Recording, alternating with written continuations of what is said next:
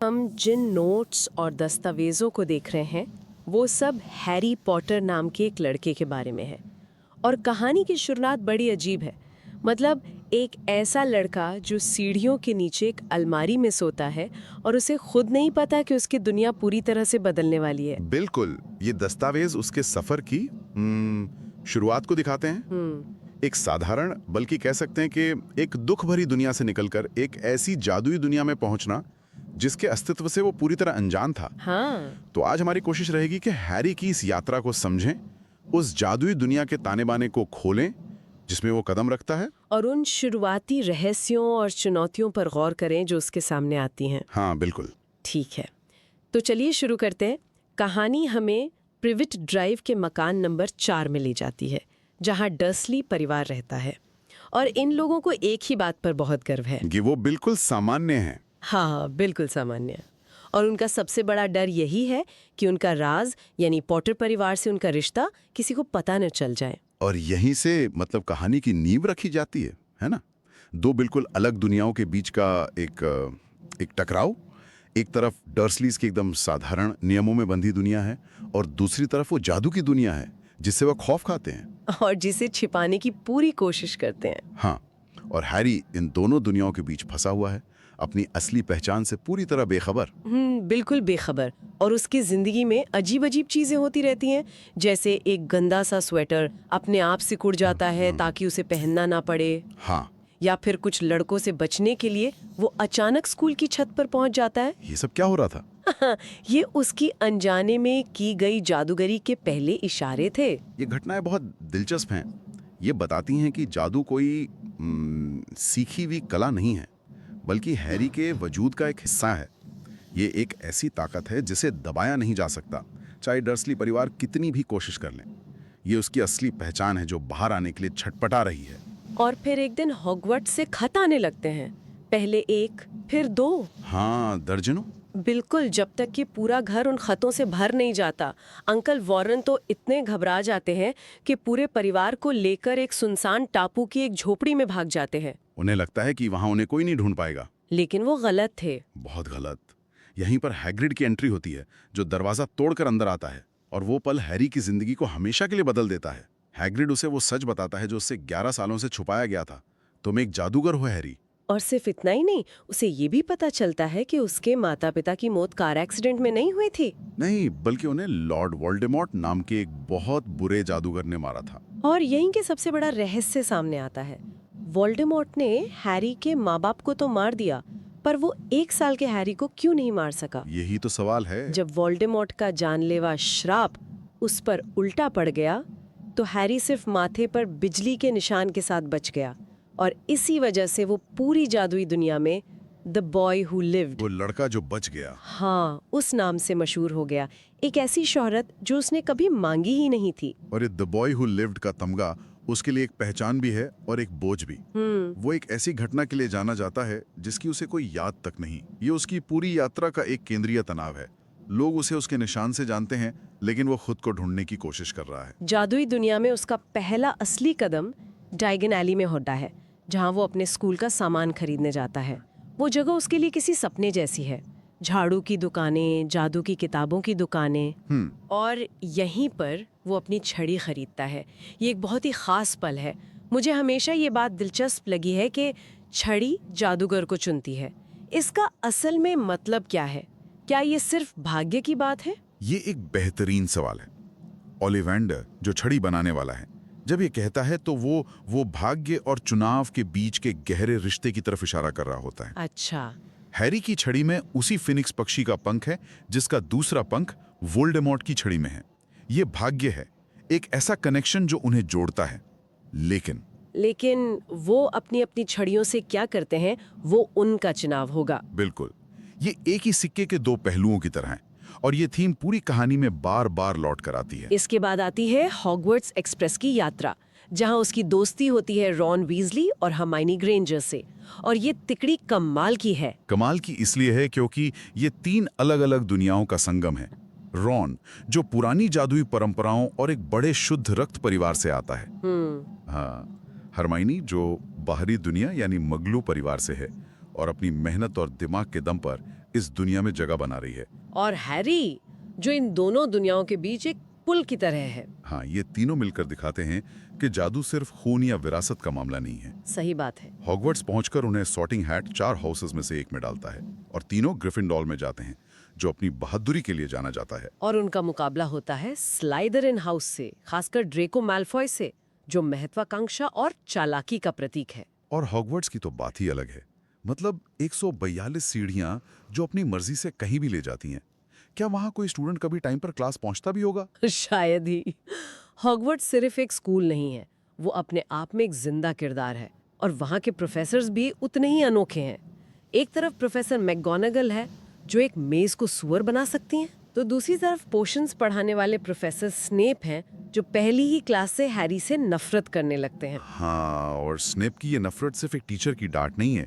इसके पीछे गहरा इतिहास और पूर्वाग्रह छुपा है, जो हैरी को धीरे धीरे समझ आता है। बिल्कुल। और हर साल एक नया रहस्य सामने आता है, जो ज्यादातर वोल्डेमॉर्ट के वापसी की कोशिशों से जुड़ा होता है। हाँ, पहले साल में ये है पारस पत्थर, मतलब सॉसरर स्टोन, जिससे अमरता का अमृत बन सकता है। और हैरी, रॉन और हरमायनी को लगता है कि स्नेप इसे चुराने की कोशिश कर रहा है। हाँ, और वे उसे रोकने के लिए कई चुनौतियों का सामना करते हैं। 3 सिर वाला कुत्ता, शैतानी जाल और जादुई शतरंज। लेकिन अंत में पता चलता है कि असली विलेन स्नेप नहीं, बल्कि हकलाने वाला डरपोक सा प्रोफेसर क्विरल है। और सबसे चौंकाने वाली बात यह है कि उसने अपनी पगड़ी में सिर के पीछे वोल्डेमॉर्ट का चेहरा छिपा रखा है। और उस लड़ाई में एक अजीब बात होती है।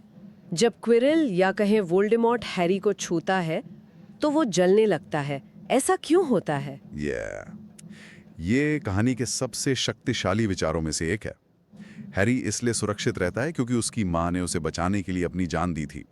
वो प्यार का बलिदान एक प्राचीन और शक्तिशाली जादू की तरह काम करता है। एक ऐसा कवच जिसे वोल्डेमॉर्ट जैसा व्यक्ति छू भी नहीं सकता क्योंकि वो प्यार को समझ ही नहीं सकता।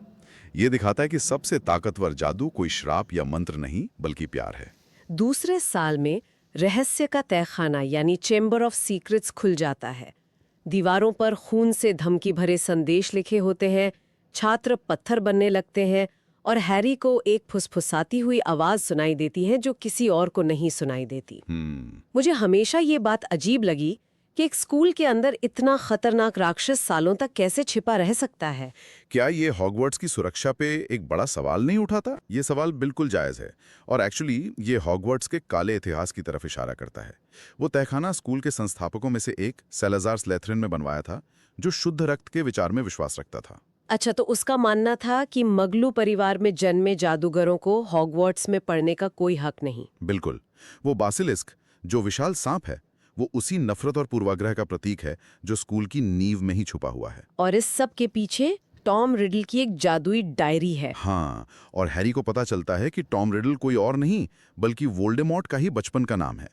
वो डायरी उसकी आत्मा का एक हिस्सा है, जो बासिलिस्क को नियंत्रित कर रही थी। और जब हैरी उस बासिलिस्क को मारता है और डायरी को नष्ट करता है, तो वो अनजाने में वोल्डेमॉर्ट की ताकत के एक हिस्से को खत्म कर देता है। सही बात है। और फिर आता है तीसरा साल, जो और भी ज्यादा डरावना है। अस्काबान के जेल से एक खूंखार कैदी सीरियस ब्लैक भाग जाता है। और पूरी जादुई दुनिया को लगता है कि वो हैरी को मारने आ रहा है। हाँ, और स्कूल की सुरक्षा के लिए भयानक डिमेंटर्स तैनात कर दिए जाते हैं, जो लोगों की सारी खुशी और अच्छी यादें चूस लेते हैं। ये डिमेंटर सिर्फ गार्ड नहीं है, वे तो चलती फिरती नाउमीदी हैं। बिल्कुल। और इस साल कहानी में एक जबरदस्त मोड़ आता है। पता चलता है कि सीरियस ब्लैक खूनी नहीं, बल्कि बेगुनाह है। वो तो हैरी का गॉडफादर है, जिसे उसके ही दोस्त पीटर पेटिग्रू ने धोखा दिया था। हाँ, असली गद्दार पेटिग्रू था, जिसने वोल्डेमॉर्ट की मदद की थी और पिछले 12 सालों से रॉन के पालतू चूहे स्कैबर्स के रूप में छिपा हुआ था। क्या बात है! ये तो विश्वासघात, दोस्ती और न्याय की प्रकृति पर एक बहुत बड़ा सबक है। बहुत बड़ा। सीरियस ब्लैक की कहानी ये भी दिखाती है कि जादुई दुनिया का न्याय सिस्टम कितना खराब हो सकता है। एक बेगुनाह इंसान बिना किसी सुनवाई के 12 साल जेल में सड़ता रहा। और ये खराबी सिर्फ मंत्रालय तक ही सीमित नहीं है, ये हमें स्कूल के स्तर पर भी दिखती है, जैसे क्विडिच के मैदान पर। आपने बहुत अच्छी तरह से जोड़ा। क्विडिच सिर्फ एक खेल नहीं है, वो जादुई दुनिया का सामाजिक ताना बाना है। मैदान पर हाउस की प्रतिद्वंदिता असली दुनिया की दुश्मनी का आईना बन जाती है। लेकिन हैरी के लिए क्विडिच इससे कहीं बढ़कर है। हाँ, ये पहली जगह है जहां उसे द बॉय हु लिव्ड होने के लिए नहीं, बल्कि अपने टैलेंट के लिए पहचान मिलती है। वो एक शानदार सीकर है। ये उसके पिता के साथ उसका एक कनेक्शन भी है। बिल्कुल, ये उसका आसमान है जहां वो आजाद महसूस करता है। इन बड़े रहस्यों के अलावा हमें जादुई प्राणियों से भी मिलवाया जाता है, जैसे हैग्रिड का पालतू ड्रैगन नॉर्बर्ट। और एक शानदार हिपोग्रिफ बकबीक, जिसके पास चील का सिर और घोड़े का शरीर है। और बकबीक की कहानी भी बहुत दुखद है, जिसे ड्रेको मैल्फॉय को घायल करने के जुर्म में मौत की सजा सुना दी जाती है। बकबीक की कहानी जादुई दुनिया के पूर्वाग्रह और नौकरशाही पर एक सीधी टिप्पणी है। ये दिखाता है कि कैसे सत्ता में बैठे लोग हमेशा सही नहीं होते। हाँ, और ये हमारे तीनों मुख्य किरदारों के बीच के फर्क को भी उजागर करती है। हरमाइनी नियमों और रिसर्च का इस्तेमाल करके सिस्टम के अंदर से न्याय के लिए लड़ती है, वो अपील दायर करती है। जबकि हैरी और रॉन अक्सर नियमों को तोड़कर वो करते हैं जो उन्हें सही लगता है, जैसे टाइम टर्नर का इस्तेमाल करके बकबीक को बचाना। हाँ, ये और फिर इस दुनिया का एक और पहलू है सामाजिक ढांचा, मड ब्लड जैसे शब्द का इस्तेमाल, जो मगलू परिवार में जन्मे जादूगरों के लिए एक बेहद अपमानजनक शब्द है। ये दिखाता है कि जादू की दुनिया भी हमारी दुनिया की तरह ही पूर्वाग्रह और नफरत से भरी हो सकती है। ये एक बहुत ही जरूरी विषय है। मैल्फॉय जैसे किरदार इसी शुद्ध रक्त वाली विचारधारा का प्रतिनिधित्व करते हैं। ये सिर्फ स्कूल के बच्चों की लड़ाई नहीं है, ये वही सोच है जिसने वोल्डेमॉर्ट को ताकत दी थी। और हरमाइनी को अपनी बेजोड़ काबिलियत के बावजूद इस नफरत का सामना करना पड़ता है, जो दिखाता है कि इस सामाजिक भेदभाव कितना गहरा है। बिल्कुल। तो कुल मिलाकर ये स्रोत सिर्फ एक लड़के के बड़े होने की कहानी नहीं बताते, ये पहचान, दोस्ती और सही के लिए खड़े होने की कहानी है। हैरी एक ऐसी दुनिया में अपना रास्ता बना रहा है जो जितनी अद्भुत है उतनी ही खतरनाक भी। वो लगातार ये समझने की कोशिश कर रहा है कि वो कौन है। क्या वो सिर्फ एक निशान वाला लड़का है या उससे कहीं ज्यादा? हाँ, और इन सभी चुनौतियों के दिल में चुनाव का विचार है। जैसे कि डंबलडोर कहते हैं, ये हमारी काबिलियत नहीं है जो दिखाती है कि हम असल में क्या हैं, बल्कि हमारे चुनाव हैं। हैरी को लगातार आसान रास्ते और सही रास्ते के बीच चयन करना पड़ता है। याद है सॉर्टिंग हैट भी उसे स्लाइदरिन में डालना चाहता था क्योंकि उसमें वो सारे गुण थे। लेकिन हैरी ने ग्रिफिंडोर को चुना। हाँ, उसने चुना। वो एक छोटा सा चुनाव नहीं था, उसने उसके पूरे भविष्य की दिशा तय कर दी। और हम अपने श्रोताओं के लिए एक विचार छोड़ जाते हैं। ये स्रोत बार बार दिखाते हैं कि हैरी को असली ताकत उन लोगों से मिलती है जो उससे प्यार करते हैं, उसके दोस्त, उसके माता पिता की यादें और हैग्रिड और डंबलडोर जैसे गुरु। तो एक सवाल दिमाग में आता है, जब वोल्डेमॉर्ट जैसी बड़ी और संगठित बुराई सामने हो, तो क्या एक अकेले इंसान की अपनी हिम्मत ज्यादा मायने रखती है या फिर समुदाय और रिश्तों की वो ताकत जो उसे सहारा देती है?